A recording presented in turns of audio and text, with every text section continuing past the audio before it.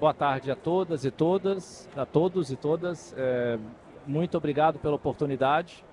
Nós hoje, dentro do contexto aí da descarbonização, vamos acompanhar uma breve apresentação, prometo que eu serei breve, sobre um importante trabalho que a Anfávia vem desenvolvendo junto com a BCG, a Boston Consulting Group. Esse trabalho foi iniciado aí no ano de 2025 e ele trata da descarbonização do ciclo de vida do veículo. Veículos leves e veículos pesados foram abordados e nós vamos, nessa breve apresentação, falar sobre a metodologia e os principais resultados e depois a gente vai debater um pouco sobre como as empresas aqui representadas no palco estão enfrentando esse desafio da descarbonização, principalmente nesse contexto aí do berço ao túmulo.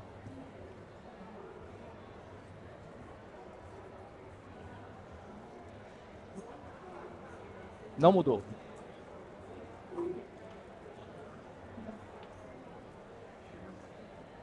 Bom, a discussão do berço ao túmulo ela é muito importante porque a cadeia veicular é uma cadeia bastante extensa, começa lá na mineração, passa pela fabricação de matéria-prima, fabricação dos componentes, são milhares de componentes fazendo parte de um veículo, e a maior parte desses componentes são produzidos fora do setor, fora da fábrica, fora do nosso CNPJ, fora dos portões da empresa. Está passando não, tá?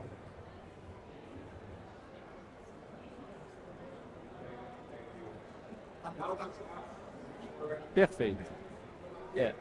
Ótimo. Então, a gente, dentro desse contexto aqui da descarbonização, nós fizemos as escolhas aqui de veículos leves e pesados, abordando o ciclo completo do veículo, e nós vamos fazer no final algumas comparações de resultados entre algumas alternativas tecnológicas e de fontes energéticas, tanto para veículos leves e pesados.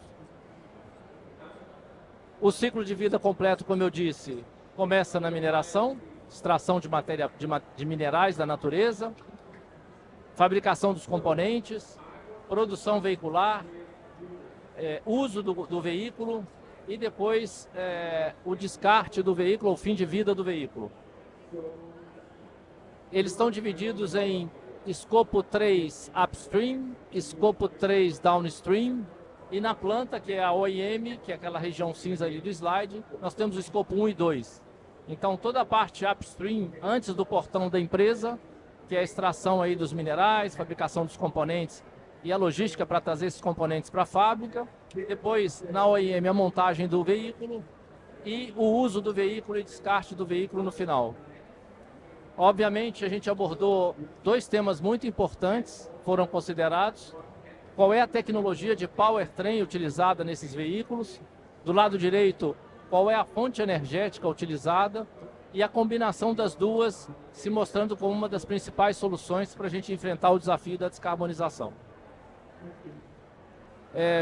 Aqui um ponto muito importante, para que a gente pudesse ter uma base de comparação com o restante do mundo e não ficar só dentro do nosso horizonte aqui, América do Sul e Brasil, a gente fez algumas premissas, fez escolhas de arquétipos veiculares, tanto de veículos leves quanto veículos pesados, que pudessem ser comparáveis com veículos de outras regiões e que sejam de grande volume, né, para que essa avaliação do berço ao túmulo seja impactante do ponto de vista da emissão de CO2 equivalente.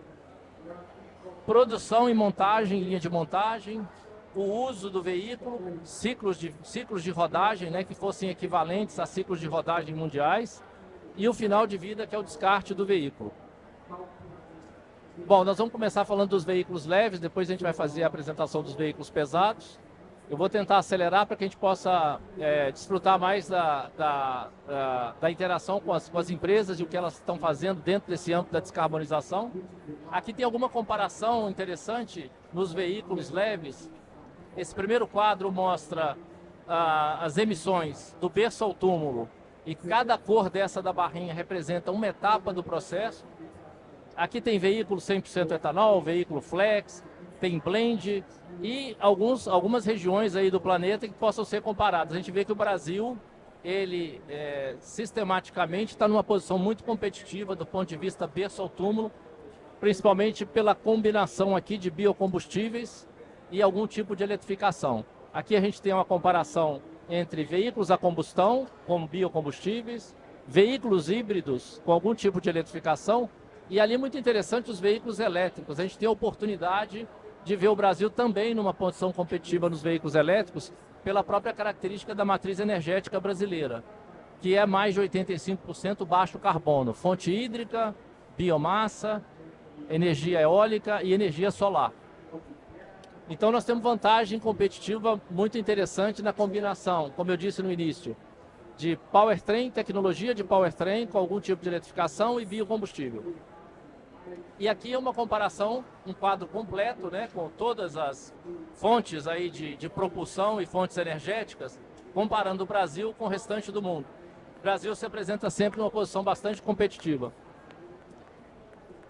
Então, para os veículos leves, baixo nível de emissões com os biocombustíveis e algum tipo de eletrificação, isso se torna preponderante e fundamental no ciclo de vida completo do carro. A eletricidade de baixo carbono nos coloca numa posição competitiva também para os veículos elétricos, e esse baixo nível de carbono nessa cadeia coloca o Brasil numa posição bastante competitiva ao longo de todo o ciclo, né? Veículos pesados, nós temos aqui os combustíveis diesel, o B100, apesar de representar uma níquea, um volume pequeno, mas muito importante, que pode crescer, e os veículos elétricos, cada um com as suas características, né, e com uma missão diferenciada, né? Então, assim, o Brasil se apresenta de forma competitiva, de novo, com a mistura de biodiesel no diesel B15, em relação a outras regiões. O B100 é bastante competitivo, e a gente vê o elétrico lá de novo aparecendo pelo seu grid aí de energia elétrica, bastante competitivo do ponto de vista baixo carbono. Aqui a gente representa os veículos pesados, né, com fonte de energia elétrica e diesel. De novo, o Brasil se aparece de forma bastante competitiva, tanto aqui no elétrico quanto ali no biocombustível. Aqui, uma das categorias de veículos pesados é o ônibus urbano. E o ônibus urbano tem algumas características interessantes, né? Ele sai de um ponto, vai para o outro, retorna. Ele está numa rota pré-determinada, fixa. Então a gente tem algumas oportunidades aqui. O B100 aparece de novo como níquea. Do lado direito a gente tem o biometano. Depois tem o elétrico, de novo o elétrico por causa do grid, né? E aqui ele é muito interessante porque, de novo, eu não dependo mais de um grid num país continental como o nosso, um grid de instalação complexo. Eu estou num setor urbano, onde eu posso ter um ponto de partida e um ponto de chegada, e eu sei para onde o ônibus vai e para onde ele vem, então eu posso usar um grid pré-definido e o custo de instalação não é tão elevado. Outra categoria, aqui a comparação dos ônibus urbanos, né? De novo o Brasil aparece de forma competitiva no elétrico e no B15.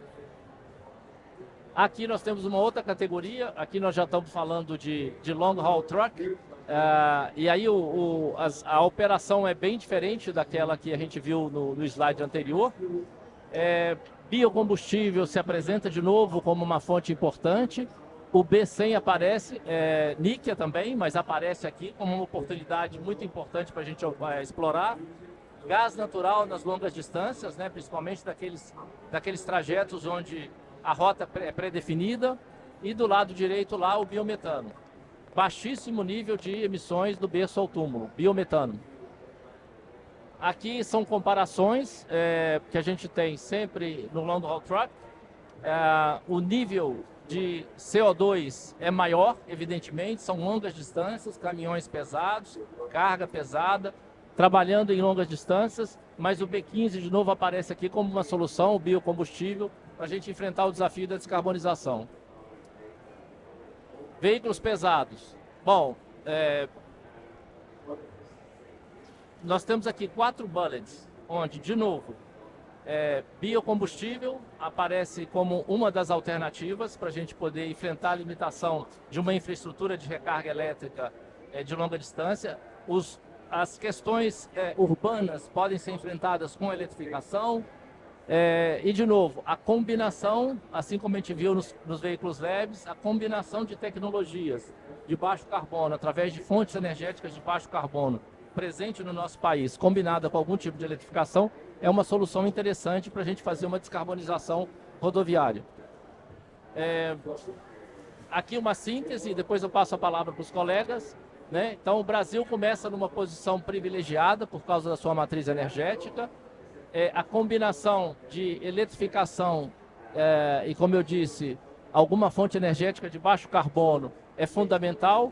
E o último item, eu acho que é muito importante, que é o envolvimento da cadeia completa. Né? Não basta a gente descarbonizar o veículo rodando, apesar de ele ser a maior fonte de emissão de CO2 equivalente, a gente também tem que descarbonizar os outros setores que são envolvidos na fabricação do veículo. Então, aço, alumínio, plástico e o final de vida do veículo, a reciclagem. Né? O programa Mover entra, né, com uma determinação e um incentivo para a reciclagem veicular, e isso vai nos permitir evitar mineração e fabricação de matéria-prima em larga escala. Então, a reciclagem também vai ser uma etapa importante, ela vai ser fomentada aí pelo programa Mover.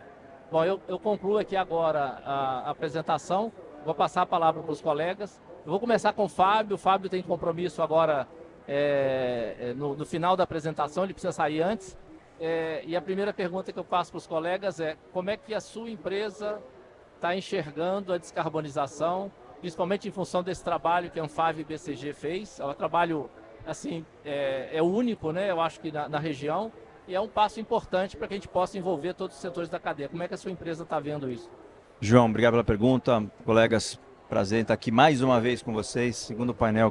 Terceiro painel que a gente faz juntos nessa semana. E sempre bom debater e aprender com vocês. Para mim é um privilégio grande. E antes de falar dos desafios da empresa, João, se me permite, eu queria aplaudir a iniciativa da Anfavea e BCG por terem de fato avançado na realização desse estudo. É um estudo que diria que talvez não surpreenda nos resultados, mas endosse as premissas que a gente já vem tentando levantar e comprovar de forma empírica ao longo do tempo.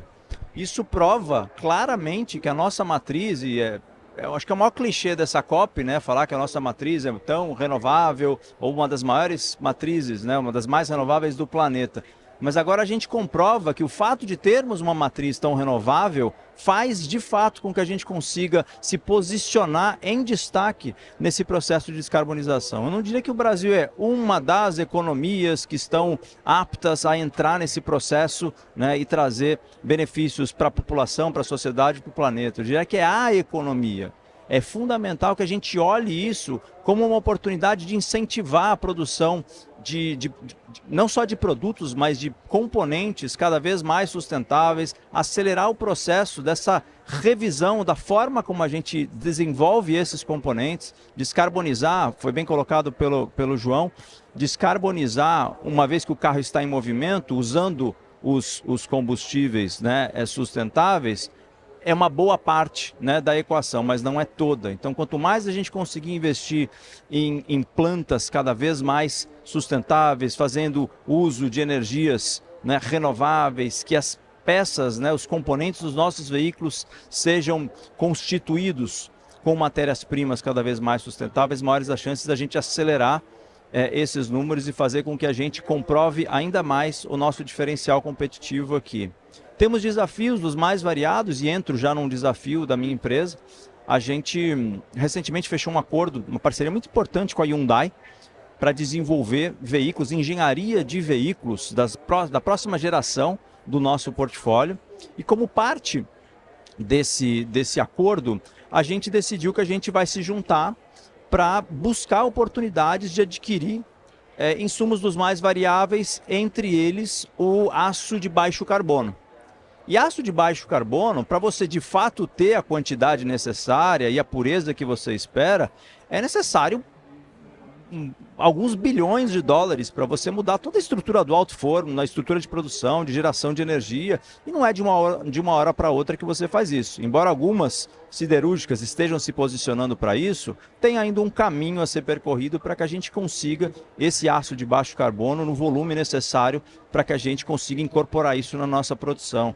Então é a hora talvez do governo olhar para isso, né, com um pouco mais de atenção, buscando formas de financiamento, de estímulo à produção, né, de um aço mais descarbonizado, para que a gente possa acelerar também esse processo de descarbonização dos nossos veículos. Do ponto de vista estratégico, a gente já vem buscando isso, né, há algum tempo, com uma visão de eletrificação bastante própria, que ao longo do tempo recebeu sim uma flexibilidade por parte da nossa, né, unidade aqui no Brasil, incorporando veículos híbridos também no nosso portfólio. A gente anunciou que faria os primeiros veículos híbridos flex da GM no mundo, no Brasil, a partir do ano que vem. Nos comprometemos a, até 2030, ter todos os produtos produzidos pela GM no Brasil com algum tipo de eletrificação.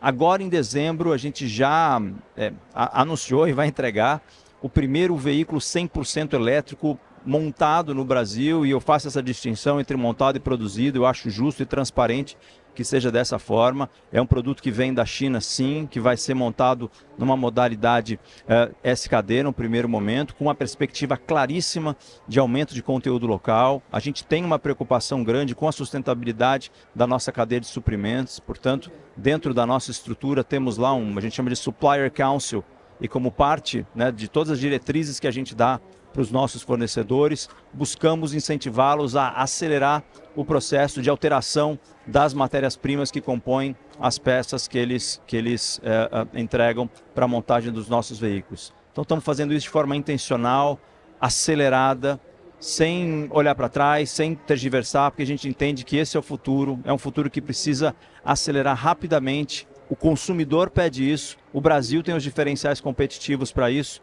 e a gente precisa entregar. Obrigado, Fábio. Depois sinta-se à vontade, depois você precisa se retirar, né? O Fábio tocou num ponto que eu acho, assim, é bom a gente reforçar também, né? E insistir, né? Quem fornece aço para a Priscila, fornece para o Brau, fornece para o Rua, fornece para o Nino, fornece para a gente. Fornece também para a construção civil, fornece também para a linha branca. Então, ou seja, a demanda por descarbonização, ela vai beneficiar todos, né? O desafio é grande, né? Sair de um aço, matéria-prima feita num alto forno de base mineral, de carvão mineral, não é uma movimentação simples. Mas, a exemplo daquilo que aconteceu com Inovar, com Rota 2030 e vai acontecer agora com Mover, a gente dá para escalonar aí os objetivos e fazer isso de forma gradual, né? Eu acho que o setor automotivo é um exemplo bacana para que os outros setores também possam ajudar a gente a descarbonizar, né? Mas eu vou, se você, Bonini e Brau, me permitirem, eu vou passar a palavra para a Priscila, né, para ela continuar e falar para a gente o que a empresa dela, como a empresa dela está enxergando essa questão da descarbonização. Obrigada, João. Boa tarde, pessoal. Primeiro, também gostaria de agradecer aí toda a iniciativa da Anfávia com o BCG em produzir mais um estudo de alto nível técnico.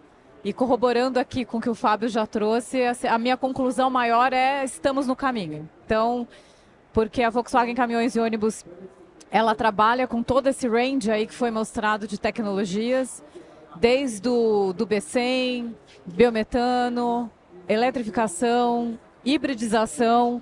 Então a gente está, fora os outros projetos ainda que estão aí sendo gestados internamente nos nossos laboratórios, e a gente com certeza considera todas essas tecnologias aí apresentadas.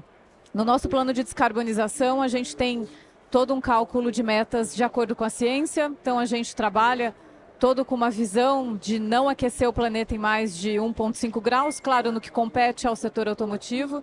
Isso inclui a descarbonização da área produtiva, em especial o uso de energia elétrica. Hoje 100% da nossa energia elétrica ela é de fonte renovável certificada, então nossas produções já estão nesse patamar. Antes de sair da fábrica, o veículo, além de receber o combustível regular, né, com 15% de biodiesel, a gente coloca mais 10% de HVO, e a gente já tem aí uma curva de adoção para que a gente chegue aí a 100% de renovável na saída da fábrica. Além disso, claro, trabalhos de eficiência energética, então tudo isso vem trazendo bastante redução na fábrica. Eu diria a vocês que na nossa meta de redução de 50% na fábrica até 2032, a gente já avançou 20 pontos percentuais. Então, os demais a gente vai aí trabalhar com a substituição de mais alguns fósseis na produção. Pensando no início da cadeia, a gente tem um trabalho intenso, como o João bem disse, com os fornecedores, né? A gente tem aqueles grandes grupos do setor automotivo que eu diria que também é muito comum aqui, do aço, alumínio, ferro fundido, vidro, borracha e os polímeros em geral, né? Então, esses grupos a gente tem aí diversas frentes, tanto para trazer mais renováveis para o produto, quanto para usar mais reciclado, né? À medida que eu fecho essa cadeia numa visão de economia circular, eu também vou descarbonizando. E claro que eu conto muito com o processo produtivo, porque quando a gente retira a emissão do uso do produto, que na área de caminhões passa de 95%, 80% da minha emissão ela está na matéria-prima. Ela está na pegada de carbono de cada um desses materiais. Então, de fato, eu tenho que atuar diretamente nesses materiais. E no escopo 3, né, como ele é visto aí com 15 categorias, tanto inbound, outbound, até capital de financiamento, fim de vida do veículo, e aí muito bem dito, né, o Mover vem nos ajudar também com essa linha de redução. É claro que a gente tem o uso do produto aqui com um grande trabalho. Então, nós temos clientes que já usam diretamente o B100. Então, comentei esses dias, né? Ele está com o caminhão dentro da área produtiva dele, ele vai lá praticamente, coloca a soja dentro do caminhão, eu brinco, ou coloca o sebo que transformou em biocombustível. E não somente a gente vende o caminhão, a gente trabalha com eles, desculpe, para também tornar as propriedades físico-químicas as melhores possíveis, de forma que ele não tenha nenhum problema como os usuais aí quando você sai do combustível regular, né? Eletrificação, Fábio, de fato a gente produziu o primeiro caminhão aqui no Brasil, né?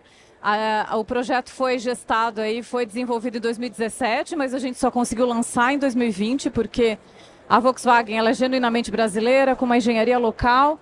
Então, até conseguirmos reunir todos esses parceiros, a gente lançou esse caminhão, que já é visto aí vastamente na região urbana. No passado fomos líderes aí do market share de vendas desse tipo de caminhão, que também anda nas rodovias entre cidades, e a gente tem planos de cada vez aumentar mais a capacidade deles, né?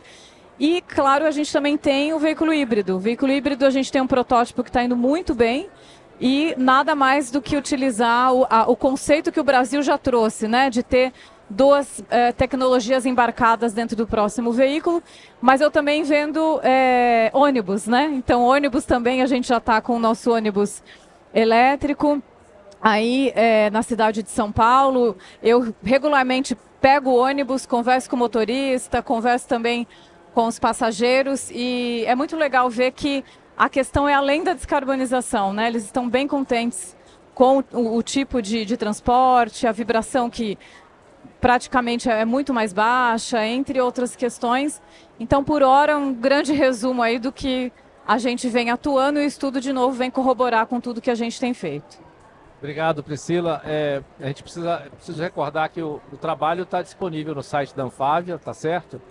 Ele vai além de um tópico, ele aborda também um tópico de potenciais melhorias de performance de cada item que a gente abordou aqui. A gente não teve tempo, não vai ter tempo de discutir isso, mas como o elétrico pode evoluir, como o biocombustível pode evoluir, então isso também foi abordado no trabalho, tá certo?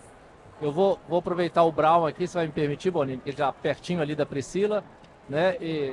Nós vamos intercalar entre leves e pesados, para ele contar para a gente como é que a Toyota tá enxergando aí esse futuro da descarbonização e como é que ele vai enfrentar os desafios. Com todo o prazer, né, João? Primeiro, agradecer o convite, agradecer nossos colegas que estão aqui na audiência, o Henrique por ter colaborado, né, e conduzido esse trabalho muito bem aí com a BCG, né? E parabenizar esse trabalho que foi feito que realmente trouxe resultados impressionantes e que nos deixa muito satisfeitos, porque naturalmente eles nos levam à conclusão de que essa combinação de eletrificação com o uso de biocombustíveis é realmente uma combinação, uma alternativa muito importante para a descarbonização. No caso, a gente está falando de uma tecnologia que a Toyota trouxe de forma pioneira para o Brasil em 2019, que é o híbrido flex, né, que combina essa alta eficiência do motor elétrico com as baixas emissões de um combustível biocombustível, como o etanol, por exemplo, e trazendo aí uma redução importante de emissões, de consumo de 30%, de emissões em até 70%, quando a gente compara com um veículo convencional abastecido a gasolina. É uma tecnologia que é muito prática, você não precisa ficar carregando na tomada, você só vai lá e coloca o etanol no tanque, é acessível, custa um pouquinho mais caro só que o convencional, e também ela é muito sustentável, né? E essa tecnologia, nós já temos no Brasil hoje 2 veículos em produção, que é o Corolla Sedan e o Corolla Cross. Estamos trazendo um terceiro veículo, que vai estar logo em breve nas concessionárias, né? que é o Yaris Cross. E vamos ter um 4º veículo que vai ser desenvolvido no futuro. Essa tecnologia que é boa para o Brasil, também nós enxergamos que ela é boa para o sul global como um todo, para países que têm mesmas condições climáticas, de solo, potencial para produzir agricultura, e que tem então condições de desenvolver e introduzir essa tecnologia, que não é só apenas boa para a questão ambiental, mas também para a questão econômica e social, né? Ela gera aumento de PIB per capita, onde você instala uma usina de etanol, aumenta em $1.000 por pessoa esse PIB per capita nas regiões em volta, né, onde estão as usinas. Você tem geração de empregos. Hoje o Brasil tem 2,2 milhões de empregos voltados aí ao setor sucroenergético, né? Então, todo esse benefício que ela traz, que traz para o Brasil, a gente está hoje mostrando para outros países como uma referência e levando também para que eles tenham conhecimento as políticas públicas que o Brasil adotou para que isso se tornasse um caso de sucesso. É importante entender, né, que a gente tem aqui no Brasil políticas que apoiam a produção de etanol, a venda do combustível também, a produção do veículo flex, né, o desenvolvimento de novas tecnologias, tudo isso colabora e hoje, né, faz com que o Brasil tenha tido esse sucesso e que serve para outros países como referência. Bom, mais ou menos isso, João, como introdução, queria voltar com você. Obrigado, Brown. E a gente tem que reforçar sempre o conceito de que qualquer que seja o nível de eletrificação, a gente vai precisar sempre de bateria de lítio, vai precisar de motor elétrico, vai precisar de inversores, cabeamento e gente com competência e conhecimento para poder fazer isso acontecer aqui no Brasil, né? Então, ou seja, como a gente tem uma rota traçada de biocombustível, precisamos decolar com essa rota de eletrificação. Sabendo que os dados da Boston Consulting, né, mostram para a gente que até 2030, 50% de eletrificação vai estar sendo vendido de carro novo aí no Brasil, né? Ou seja, vendas de 2030 vão ter aí pelo menos 50% de algum tipo de eletrificação. Então, muito importante esse investimento nessas tecnologias e para a gente continuar fazendo, produzindo carro aqui no Brasil, né? Vamos passar para o Bonini agora, Bonini. Obrigado, João Irineu. Boa tarde, espero que todos vocês estejam bem, com saúde. Prazer estar no terceiro debate aqui com os meus colegas, mas de um outro tema. A gente está falando de temas distintos aqui, sempre com a descarbonização em foco, mas agora colocando uma lupa no estudo que nós da Anfávia apresentamos hoje de manhã aqui no estande do governo brasileiro, né? E o Henrique está aqui conosco assistindo, que esteve à frente desse projeto e colocou toda a importância desse estudo.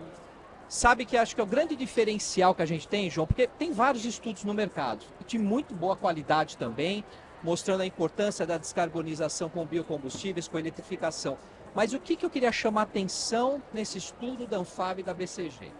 Duas coisas. Primeiro é a comparação de cada um desses ativos energéticos, e aí a gente está falando do berço ao túmulo, nos diferentes continentes.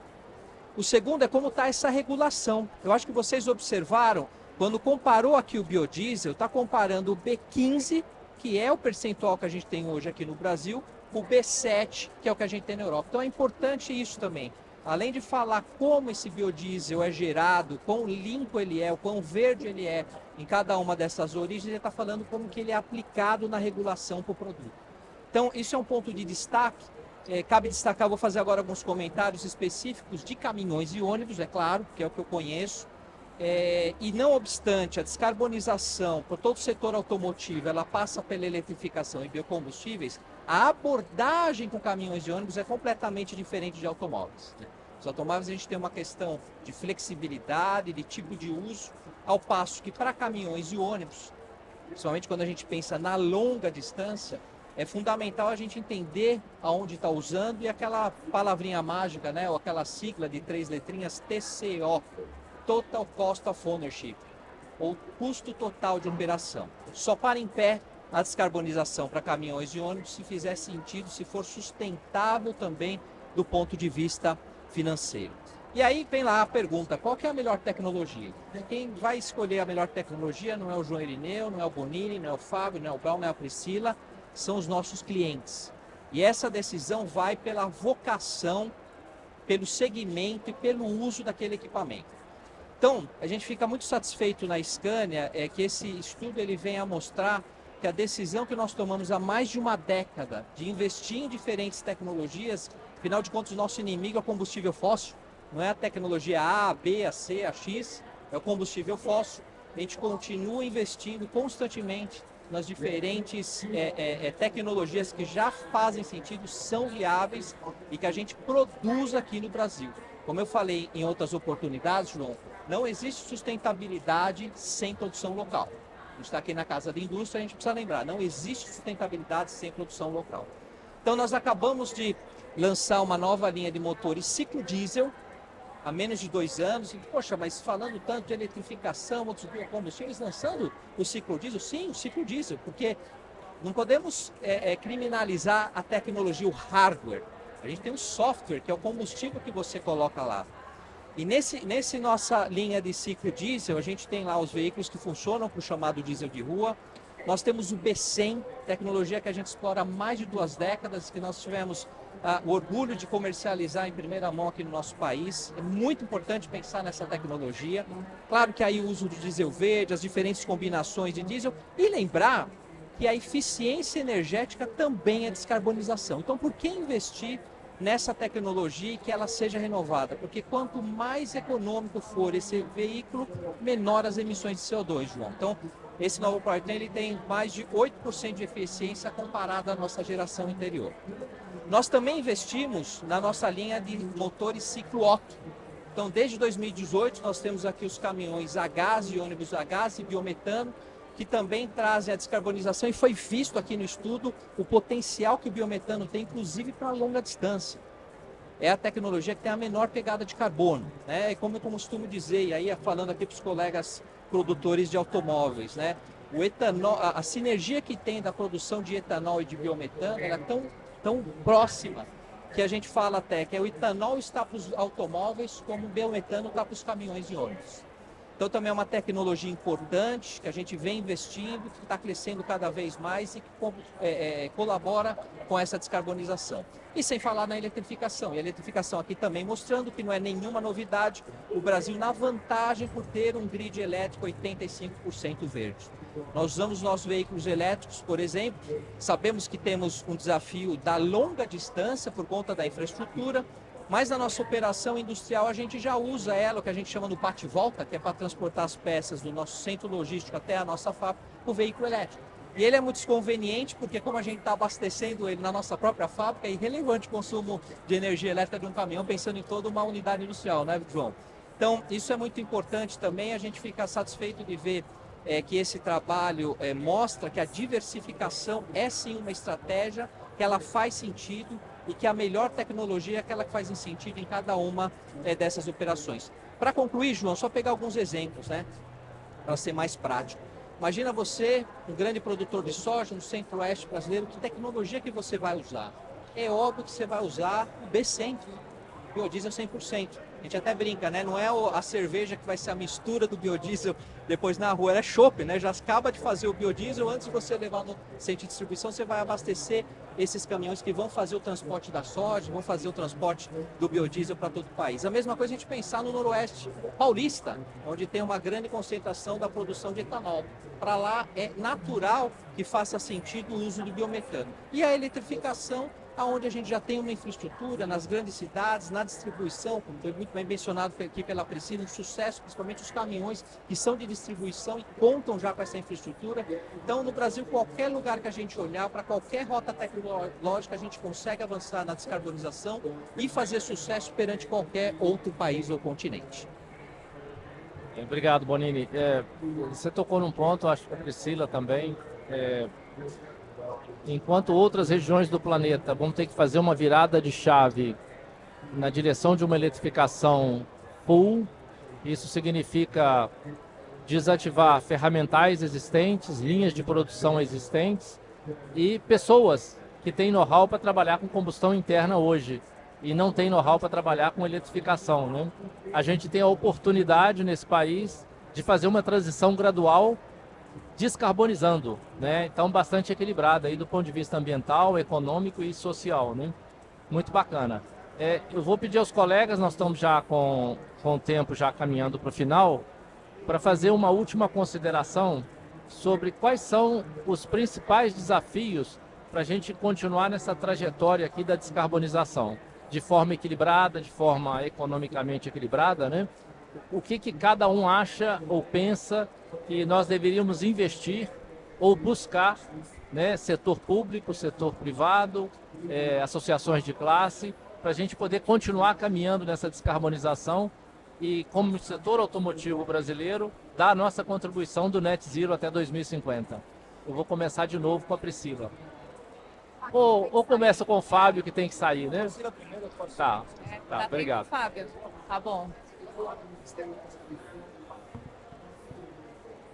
Obrigada, João.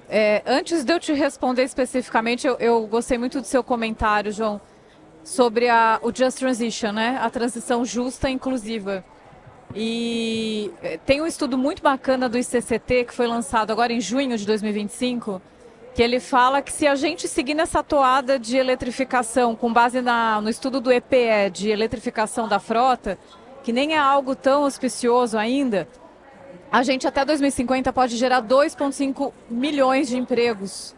E isso significa emprego em toda a cadeia, obviamente, do berço ao túmulo, com novas capacitações relacionadas à descarbonização. Um exemplo está dentro da nossa própria planta. Nós criamos um curso, uma pós-graduação de autônomos elétricos com a Universidade Federal de Santa Catarina. Então, a primeira turma de engenheiros já se formou agora, neste ano, 20 engenheiros, e a gente já abriu mais uma com mais 20 para que tenha, de fato, essa capacitação. E a gente também está fazendo um curso com mecânicos da região ali do polo automotivo, que você também no intuito também da gente trazer mais esse skill para todo mundo, né? Então, isso é essencial, faz parte da agenda de ação aqui da COP30. E respondendo a você, o que de fato vai alavancar cada vez mais, além do Just Transition que eu acabei de dizer, é escalonar, né? A gente ampliar, porque a tecnologia já está aí, todos aqui citaram as suas tecnologias. Os programas de incentivo estão vindo, tem o plano de transformação ecológica, temos uma taxonomia, fundos sendo criados a todo momento, green bonds, o dinheiro está vindo. A gente precisa saber agora conectar os bons projetos com esse dinheiro que está vindo para que a gente consiga aí escalar e acelerar cada vez mais a descarbonização. Obrigado, Priscila. Fábio. Obrigado, João. E eu queria começar, talvez, rememorando uma frase que muito lúcida e sábia do Bonini em relação à importância da gente justificar a descarbonização por meio de investimento local, ou intensificar por meio de investimento produtivo local. Isso é fundamental para que a gente possa impulsionar a escala, para que a gente possa, de fato, acelerar esse processo de educação mencionado pela Priscila, a formulação de novas políticas públicas, sim, a gente está falando de terras raras e minerais críticos, o Brasil é abundante nisso e a gente ainda não tem um marco regulatório muito bem estruturado para garantir que a gente consiga dentro de casa explorar e eventualmente, por que não, se parcerizar com outras nações do mundo interessadas de maneira sustentável a explorar isso conosco.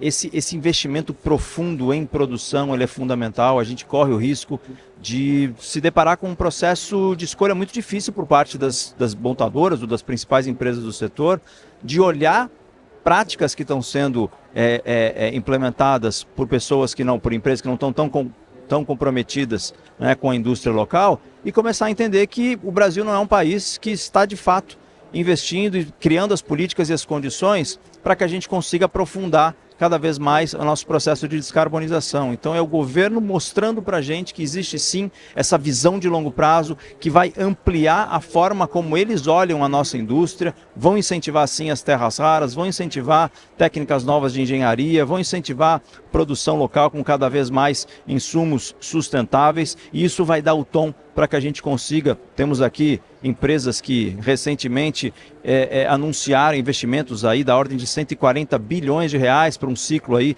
até 2030 no máximo. Isso está sendo implementado aceleradamente, os lançamentos estão aí para provar, as melhorias nas plantas estão aí visíveis para que todo mundo possa identificar como essa indústria está comprometida com a transformação.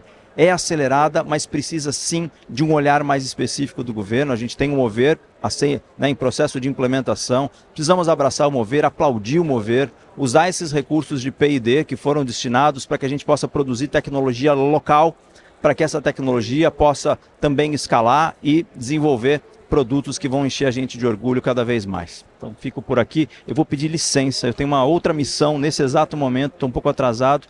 Mas prazer enorme, amigos. Obrigado pela oportunidade de estar aqui com vocês. Seguimos conversando, temos muito trabalho pela frente. Tá, obrigado pelas palavras. Valeu, João. Obrigado. Nós vamos continuar agora com o Bonini, Braun, se você me permite. Excelente. Jorine, eu queria destacar também uma outra coisa dentro do estudo, né, que ele trabalha falando do berço ao túmulo. E isso faz sentido também quando a gente vê as políticas públicas que estão em vigor no nosso país, como o Mover, que também de forma inédita, se a gente for comparar com o resto do mundo, está à frente nessa discussão. Ou seja, olhando toda a cadeia, e isso foi fundamental para que nós não ficássemos presos a uma tecnologia. Acho que o grande segredo é esse, né? A gente falava antes do tanque à roda, aí foi do poço à roda, e aí finalmente que a gente está de fato olhando a cadeia como um todo. Então foi uma evolução que nós tivemos dentro da discussão do privado com o público. O Brasil tomou a dianteira nas políticas públicas, trabalhando com isso, entendendo a importância disso, entendendo a importância da parceria, do trabalho que a gente tem que fazer, não só da criação ou da geração desse ativo energético, mas pensar na cadeia como um todo. Você trouxe bem no começo, né? A gente falar aqui de nós, dos nossos fornecedores, dos fornecedores dos nossos fornecedores, da matéria-prima. Então é olhando toda a cadeia que a gente vai conseguir, de fato, trabalhar com a descarbonização. Senão ela fica uma descarbonização fictícia. Você fica olhando só para uma tecnologia, fica limitado a fazer decisões, não consegue olhar o todo, não consegue entender a sinergia que é tão importante para os nossos fornecedores, para os clientes, para os parceiros. Então esse trabalho também, ele fica de frente com o que está acontecendo no Brasil, que o mundo passa a querer copiar, porque entende que de fato a descarbonização ela é muito mais ampla. Por isso que a gente discutiu em outros painéis aqui também a importância da descarbonização dos nossos processos produtivos, né? Aqui o trabalho ele foca bem em falar em como que cada um dos ativos energéticos deixa a sua pegada de carbono e cada uma das empresas também está olhando para dentro da sua estrutura, do seu trabalho, como que isso está funcionando. Então acho que está bem em linha, é uma vanguarda esse trabalho que foi feito, ele já vem de lá de trás. O Fábio já vem trabalhando aqui, já estamos na terceira edição, né? Acho que a primeira edição foi em 2021. Então essa parceria com a PCG está mostrando muito sucesso. Já era inédito lá em 2021 quando mostrou e continua na vanguarda porque a gente está usando o melhor que a gente tem de informação para mostrar para quem estiver acompanhando esse projeto, acompanhando esse estudo, o quanto que ele é importante para a descarbonização. Então aqui convido a todos a entrar no site da Anfávia e tem bastante informação legal. Aqui a gente tem que dar uma pincelada, né, João? Você fez uma excelente apresentação, o Henry fez uma excelente apresentação da parte da manhã, a gente está tentando colaborar aqui, explicando um pouquinho mais, mas nada como destrinchar esse documento, então convido a todos para, de fato, ir a fundo nele. Obrigado. Obrigado, Bonini. Vamos lá, Brown. Mais uma vez. Brasil, na nossa opinião, está indo num caminho muito bom, muito positivo, porque a gente tem uma consistência de políticas públicas ao longo do tempo. Tivemos aí lá atrás, né, Inovar, Rota 2030, Mover no setor automotivo. Tivemos aí na área de etanol, Renovabil, combustível do futuro. Então a gente está muito bem encaminhado, a gente serve como referência para esses outros países. Tem questões que têm que ser resolvidas em âmbito global, que hoje não ajudam a fomentar o etanol, os biocombustíveis no mundo. Uma questão importante é aquela discussão do food versus fuel, né? Que é a competição de comida com combustível, que até pode ser uma realidade em alguns países, mas não é a realidade do Brasil. Aqui a gente vê ano a ano a produção de alimento crescendo e a produção de combustível crescendo. Não há um impacto, né? Você aumenta a produção de combustível, não reduz a produção de alimento. Contrário, as duas estão aumentando, né? Existe até um estudo feito que a gente teve acesso, mostrando que de 2000 a 2020, em 20 anos, 98% da expansão da produção de biocombustíveis do Brasil ocorreu em pastagem degradada. Então não teve nenhum impacto sobre a produção de alimento. Então a gente tem que superar essas questões para a gente poder avançar, inclusive definindo uma demanda mais consistente, porque da demanda vem a produção do combustível. Se você não tiver uma demanda firme estabelecida, você não tem como se planejar para fazer o investimento para produzir o biocombustível. Então o Brasil tem como aumentar muito a produção de biocombustível, né, desde que tenha contratos firmados, com uma demanda firme no exterior, né, os países colocando mandatos claros de mistura, 10%, 20%, 30%, aí o Brasil e outros países, naturalmente, vão atrás disso para produzir esse biocombustível, gerando, né, não só a descarbonização, como a gente já sabe aqui, mas também, naturalmente, o desenvolvimento econômico e social, que é extremamente necessário na região do sul global, né, onde nós estamos localizados e onde tem muitos países que estão com um desenvolvimento muito abaixo do que é realmente desejável. Então a gente tem esse potencial e queremos avançar nessa direção. Acho que precisamos superar alguns desafios que estão pelo caminho. João, agora é o seguinte, agora a gente aqui está curioso para saber como a Stellantis está vendo esse estudo, então a gente pergunta agora para o João Irineu da Stellantis como ele vê toda essa questão de descarbonização à luz do estudo Anfávia BCG. Nós agora vamos conhecer o Bonini moderador, certo? Não, obrigado pela pergunta, mas a gente vem discutindo isso quando a Stellantis foi formada, né? O merge aí da Fiat Chrysler com a Peugeot Citroën. E a gente começou essa avaliação aqui com berço ao túmulo, né? E a gente se surpreendeu com números que são basicamente esses números que estão aqui. E a primeira questão é, a Europa disse, olha, tudo elétrico, né? Legislação Europa vai para tudo elétrico em 2035. Nós olhamos para a nossa realidade e falamos, sinto muito, mas aqui não vai ser tudo elétrico. Aqui nós vamos ter que fazer uma mistura aqui, né? Por várias razões, né? O custo do carro 100% elétrico, a infraestrutura de recarga. Algumas aplicações vão ser elétricas, aquilo que nós falamos aqui, né? Depende da missão do carro, depende daquilo que o cliente espera do carro, o cliente decide o que ele quer. E aí partimos para um projeto de investimento, que vai de 25 a 30, de 32 bilhões, e nós vamos espalmar aí desde o segmento A, a gente continua fazendo carro do segmento A, até o segmento prêmio, passeio comercial leve, com diferentes níveis de eletrificação, inclusive carro 100% elétrico. Nós temos uma parceria com a Leap Motors, aí, lançamos o carro 100% elétrico, lançamos Ultra Híbrido, que é um híbrido em série, um Range Extended Electric Vehicle, que a gente acha que se encaixa bem aqui na realidade brasileira, né? Funciona no modo elétrico, mas quando acaba a bateria, o gerador provê energia elétrica para o carro continuar rodando no modo elétrico. Então, ou seja, são várias tecnologias encaixadas num portfólio bastante amplo e com isso a gente vai dar a contribuição de know-how da montadora para a descarbonização do produto. Mas a gente viu também que tem um outro lado fora do produto, que é aquilo que a gente falou nesse último tópico aqui, é a cadeia automotiva. Nossa cadeia é uma cadeia muito extensa, né? São 500 fornecedores, cada fornecedor desse tem seus subfornecedores. Então, se a gente emprega 25 mil pessoas, a gente pode multiplicar esse número por 5, 6, que são os empregos gerados fora da empresa.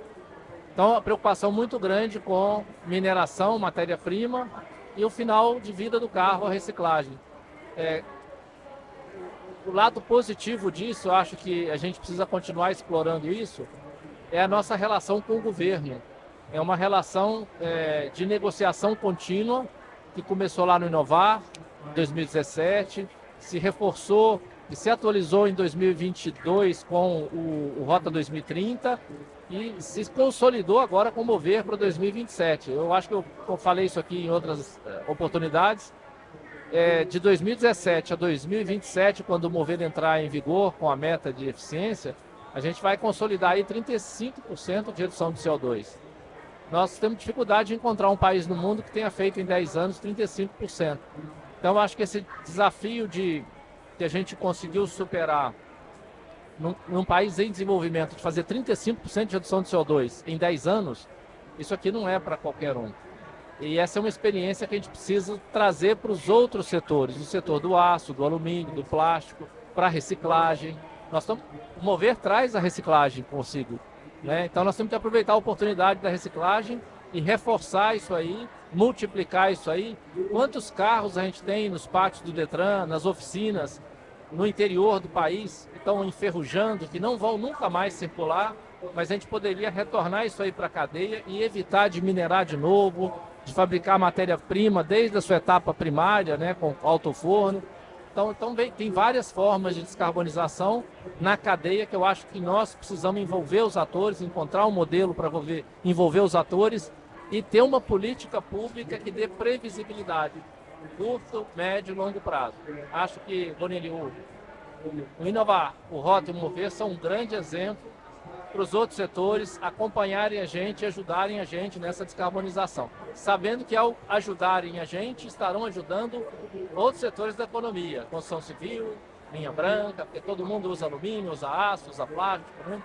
É isso. Então, esse é o pensamento que a gente tem lá na Stellantis hoje, enorme desafio. Agora, eu vou passar para você.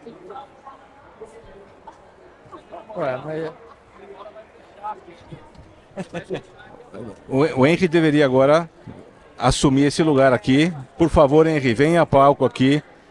Seu lugar está aqui. Tem que usar o Foi tudo super combinado, inclusive o lugar. Aqui a gente não dá ponto sem nó, Henry. Somos amigos.